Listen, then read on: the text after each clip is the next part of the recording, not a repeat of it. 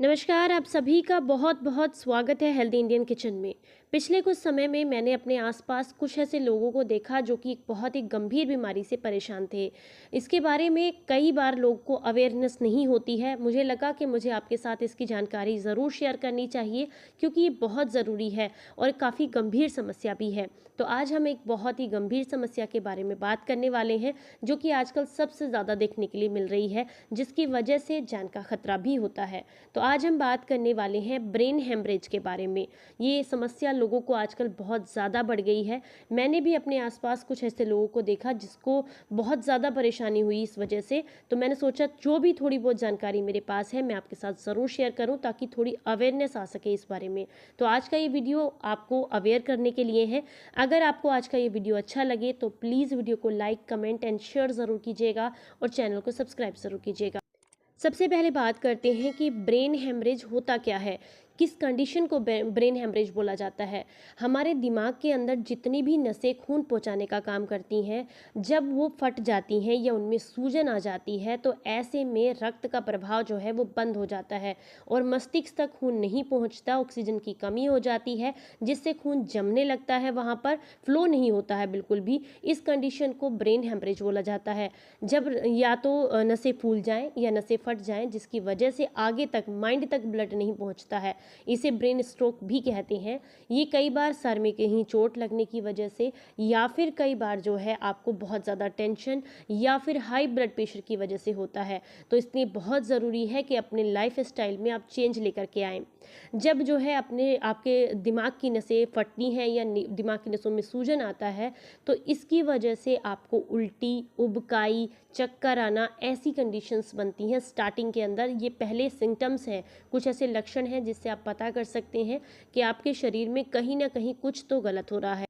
गलत खान-पान, सही समय पर ना सोना और इसी के साथ-साथ बिल्कुल भी व्यायाम ना करना, एक्सरसाइज़ ना करना, ये सारी समस्याएँ जो हैं इसकी जननी है, एक तरीके से आप कह सकते हैं। अगर आपको जो है अपने ब्लड प्रेशर को कंट्रोल में करना है, ब्रेन हेमरेज से बचना है जो कि काफ़ी गंभीर समस्या है, तो उसके लिए आपको अपने लाइफ़स्टाइल में चेंज लाना ही होगा, तभी आप इससे बच सकते हैं। ये बहुत ही गंभीर समस्या है, इसे हल्के में नहीं लेना चाहिए। अगर किसी को ये समस्या होती है तो उसको जो है बहुत परेशानी होती है, जैसे कि चक्कर आने शुरू होते हैं। शुरुआत में ये चीज़ें जो है ना थोड़े-थोड़े सिम्पटम्स देना शुरू करती हैं। अगर आपको पिछले कुछ दिनों से अचानक से चक्कर आने शुरू हो गए हैं, या फिर मन खराब रहता है, उल्टी उबकाई जैसा रहता है, या फिर अगर आपको ऐसा लगता है कि आप जब भी उठकर बैठते हैं तो चक्कर आते हैं, तो आप एक बार अपना बीपी ज़रूर चेक कराएँ।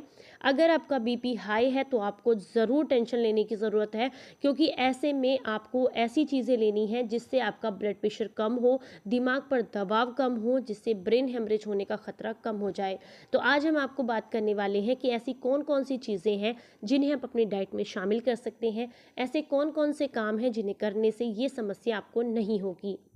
हमारा जो ये दिमाग है, मस्तिष्क है, ये हमारे लिए सबसे ज़रूरी है, क्योंकि यही पूरी बॉडी को कंट्रोल करने का काम करता है। यही बताता है कि कब किस समय पर किस अंग को कितनी मात्रा में यूज़ करना है। मान लीजिए आपने किसी सामान को उठाना है, तो कितने ज़ोर से उठाना है, कितना बड़ा वो सामान है, ये सारे सिग्नल्स हमारी बॉडी को भेजने का जो काम करता है, वो हमारा दिमाग ही करता है।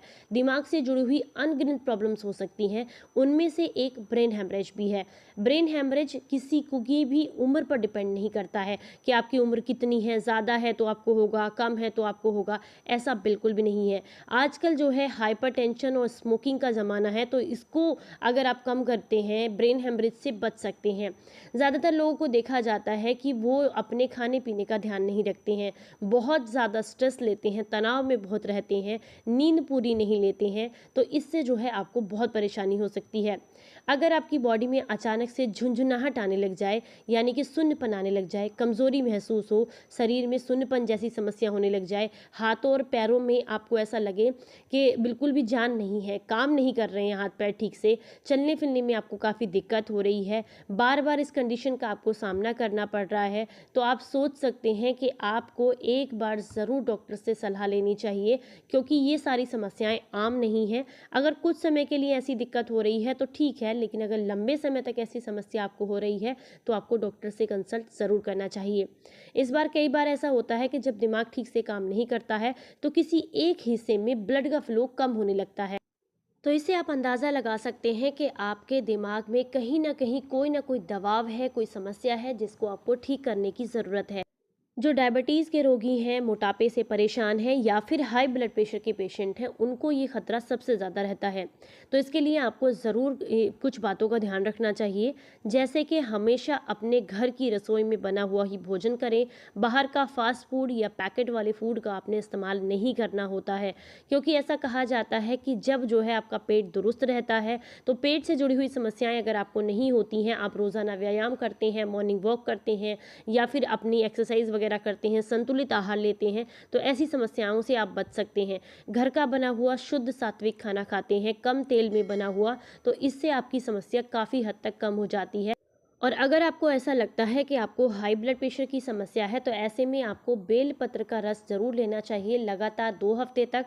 इससे आपका हाई ब्लड प्रेशर कंट्रोल में आता है। चाहे तो दालचीनी का सेवन भी कर सकते हैं। दालचीनी जो कि हमारे किचन में ईज़िली अवेलेबल रहती है, तो दालचीनी का आपने पाउडर लेना है 1/4 चम्मच। सुबह खाली पेट आपने इसका सेवन करना है। चाहे तो पानी से भी ले सकते हैं, चाहे तो इसमें शहद मिक्स करके उसको ऐसे भी चाट सकते हैं। ये 2 तरीके से आप अपने हाई ब्लड प्रेशर को कम कर सकते हैं।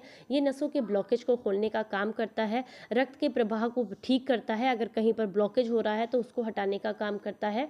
तो इन दोनों चीज़ों का आप इस्तेमाल कर सकते हैं। साथ ही साथ ध्यान रखना है, हफ्ते में 1 बार अपनी बॉडी को डिटॉक्स करने का काम आपको ज़रूर करना है। बॉडी को डिटॉक्स करने के लिए चैनल पर ऑलरेडी बहुत सारे ऐसे नुस्खे हैं जो आपको बताए गए हैं। आप कोई भी ग्रीन जूस इस्तेमाल कर सकते हैं, जैसे कि आप चाहें तो धनिए का जूस इस्तेमाल कर सकते हैं, हरा धनिया जो होता है उसको यूज़ कर सकते हैं, लौकी का जूस ले सकते हैं, आप तुलसी का जूस ले सकते हैं। ये बहुत सारी ऐसी चीज़ें हैं जिससे आप अपनी बॉडी को डिटॉक्स कर सकते हैं, नसों के ब्लॉकेज को खोल सकते हैं, जिससे आपको ये समस्या नहीं होगी। इसी के साथ अपनी नींद का बेहतर ध्यान रखें। आपको अच्छी नींद लेनी है, तनाव नहीं लेना है, बिल्कुल भी स्ट्रेस से बच कर के रहना है।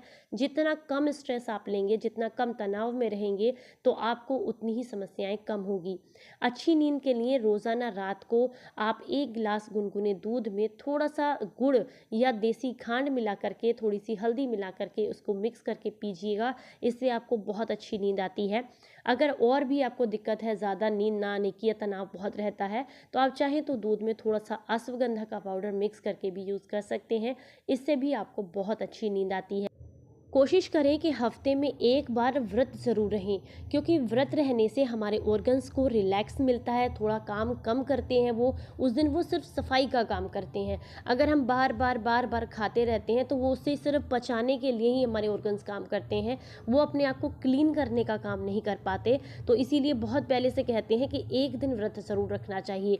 किसी भी तरह का फास्ट रखें, 1 दिन फास्ट रखने का ज़रूर नियम बनाएं। आप उस दिन सिर्फ फ्रूट्स या फिर लिक्विड डाइट पर रहें, जिससे आपके पेट को थोड़ा आराम मिले और आपके पेट के अंदर के जितने भी ऑर्गन्स हैं वो अपनी क्लींजिंग अपने आप कर सकें, क्योंकि हमारा शरीर इतना कैपेबल है कि वो अपने आप को आराम से साफ़ कर सकता है।